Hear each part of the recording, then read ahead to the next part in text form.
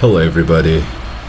In this video we're going to learn about gravity form and a form builder in the WordPress that makes magic happen on your website. With this plugin you can create advanced and very much complex forms. Let's get started. In this WordPress dashboard you have to click on new form, choose blank form and just give it a name, for example HRM. In this series of videos I'm going to create a human resource management system with WordPress, Gravity Form and Gravity View. Okay, let's just get familiar and get to know better the types of the form fields and the tools that we have in Gravity Forms.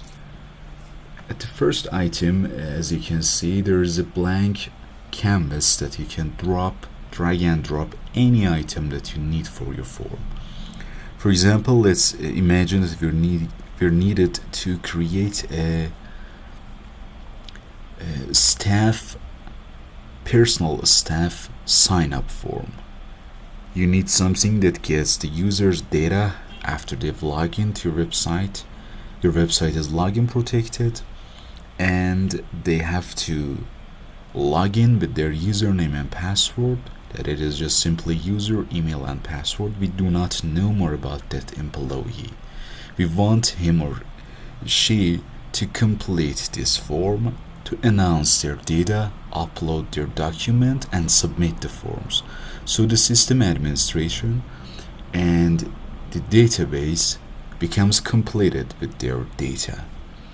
The first item, as you can see in the right panel, these are the fields that we're going to use. In this session, in part 1, I'm going to introduce these items. The single line text is when you need user to input just the texture types of data. For example, their name, first name, middle name, last name, their address, their city, their previously job, or anything that contains text, numbers, characters and so on. Let's dive deeper in this one. When you drag and drop in this, when you click on it, it will appear a field label. It is this actually the label of input. If you have actually done the HTML tag coding, there is a label before the input tag. It is a hint that provides and makes this field unique. In this case, I'm going to put a name on this field. The item below is a description that it is a kind of hint to help the user to get this specific detail about this field and how should he or she proceeds with this field. I'm going to enter your first name. This item we're going to reach in the next video. It is the advanced step up this form. I'm just skipping it right now.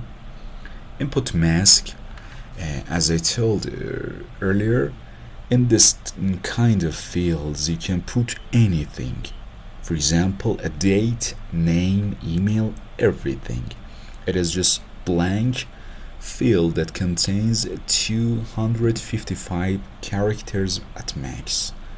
If you want to limit it to a specific format, you can use this mask option here, and when you click it, it will give you the available items. For example, a date. If you put this mask as a date in this field, I cannot enter the email address or a text. It should be exactly the date. Or maybe the zip code. It is limited to the 11 characters and every one of them is like this. And actually you can create a custom mask using this help that is here. For example, you want to enter a date in year and months and date. You can do it. Or actually you need to enter a specific phone number format, for example 3 characters at first, a dash, and then the main characters. You can use this mask. I'm unchecking it. Maximum characters is default is 255. You can change it. I think you cannot increase it, but you can decrease it. Required is the checkbox that you check for users to force them to submit and complete this field before they submit the form. If your field is required and user skips it and hits the submit, it will announce an error. No duplicates here. It's something that you are deciding to be unique on your form entries. For example, you want each employees to submit their personal information once, so you put an input field like their, I don't know, maybe company ID, which is unique in your system, and you check this no duplicate box here. If me as Sina has been submitted form with my employee ID, for example 213, I cannot resubmit it. It will give me an error that you have already submitted the form. In the advanced tab here, we are going to see the placeholder, which is item that comes inside the box with the gray and dim style. It is for just guiding the person to actually enters the exact format as you like. For example, in this placeholder I'm going to put my first name, so it is a hint that user should enter something like this.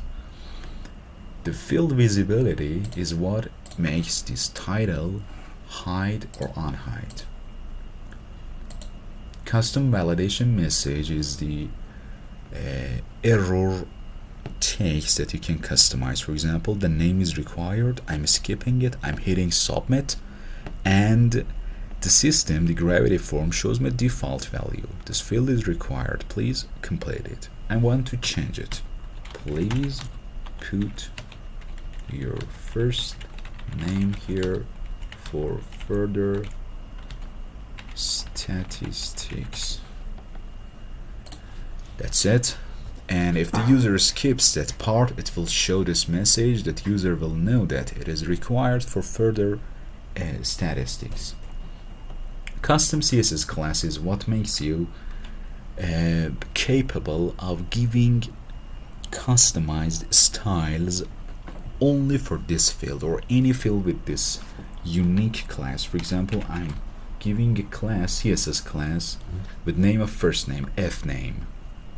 If you use the fname, .fname anywhere on your page or your website, you can create a custom class for this only and only this field. For example, you can change its color, its size, its shape of its input, the shadow box, anything you want, and you can use for example name fields and one for date fields and everything. It is just full control of the classes. Field size, which makes it smaller, bigger, or whatever you want. It's available in 3 sizes. And the advanced field is a label for admins only, and you can put a default value here. As you can see, there is a placeholder here. Let me just save the form and let's create a preview.